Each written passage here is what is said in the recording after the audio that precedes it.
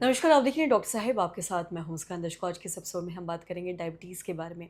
देख रहे हैं कि अभी त्यौहार का समय है, अभी दिवाली थी, अभी छठ आने वाला है और देखते हैं जब भी कोई भी त्यौहार आता है तो लोग खुद को मिठाई खाने से रोक नहीं पाते हैं। लेकिन वहीं हम बात करें डायबिटीज़ के बारे में तो देखते हैं डायबिटीज़ से बहुत सारी बीमारियों की भी शुरुआत होती है। तो वहीं अगर आँखों के बारे में बात करें तो इसका आँखों पे भी काफ़ी ज़्यादा असर पड़ता है। इस बारे में तमाम जानकारी लेंगे और ये जानेंगे कि ऐसे त्योहारों में खुद को डायबिटीज़ से कैसे बचा सकते हैं और साथ ही साथ अपने आँखों से कोई भी जुड़ी बीमारियों से कैसे खुद को बचा सकते हैं। इसी बारे में तमाम जानकारी लेने के लिए आज हमारे साथ मौजूद है डॉक्टर सुनील। आपको बता दें कि संजीवनी आई हॉस्पिटल के डायरेक्टर हैं। सर नमस्कार, बहुत-बहुत स्वागत है आपका। धन्यवाद।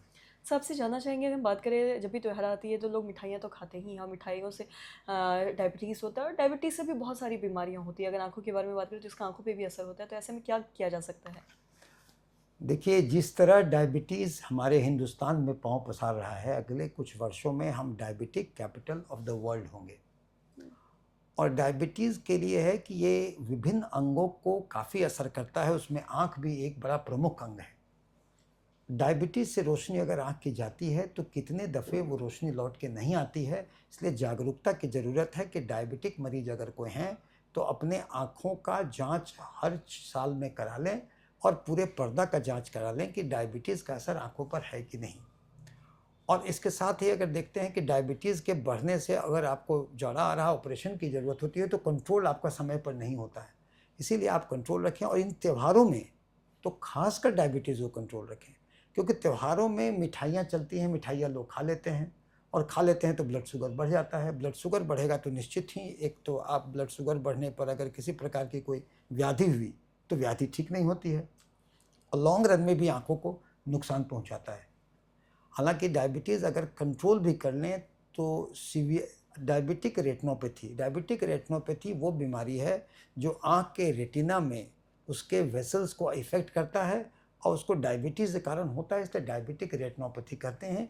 इससे कितने दफ़े रोशनी चली जाती है आँख की, तो उसमें अगर होता है शुरुआत तो इन शुरू में ही हम उसे जान लेते हैं और ये जान लेते हैं कि उसका हम नियंत्रण एक दवा से करेंगे या उसमें सुई देनी पड़ेगी या लेज़र करना पड़ेगा या अन्य चीज़ों करने पड़ेगी, क्योंकि आजकल विज्ञान के तरक्की होने से अगर समय पर डायबिटीज़ का पता चल जाए और उसका अगर रेगुलर जांच हो और रेटिनोपैथी का भी समय पर पता चल जाए तो जीवन भर आदमी डायबिटीज़ के साथ भी आँखों से अच्छा देख सकता है।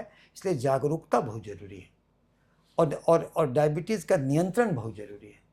और नियंत्रण अगर करेंगे, नियंत्रण नहीं करने के लिए डाइट तो है ही, ड्रग्स है और फिज़िकल एक्टिविटी है। आजकल के समय में हम लोग इंडोर रहते हैं, बाहर बच्चे भी खेलने नहीं जाते हैं, इसलिए बच्चों बीमार जल्दी कर पड़ते हैं और जहाँ पे तो फिज़िकल एक्टिविटी सब चीज़ों की ज़रूरत है।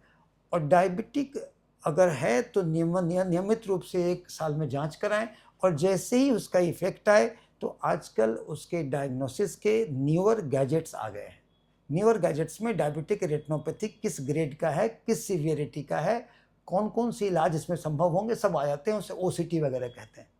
ओसीटी के बाद उसमें आप ज़्यादा करने पर आप उसमें फ्लोरेसेंस एंजियोग्राफी करते हैं, लेज़र, सुई, अन्य सारी प्रक्रियाएँ हैं और शुगर नियंत्रण रखना ही एक उपचार है और जागरूक होना ही उपचार है।